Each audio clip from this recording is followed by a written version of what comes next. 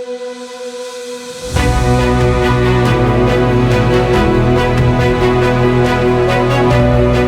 here on the third day of Sailing Point Easter Regatta 2025.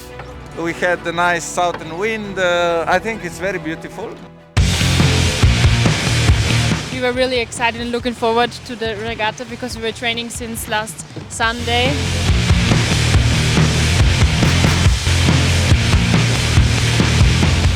Up to now, for the last 2 days, we had fantastic wind and sunshine and nice weather and good racing.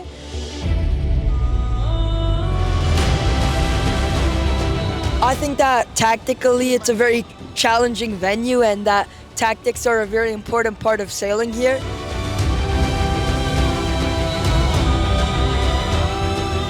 We have tomorrow the finals and we would like to try to do the best as possible.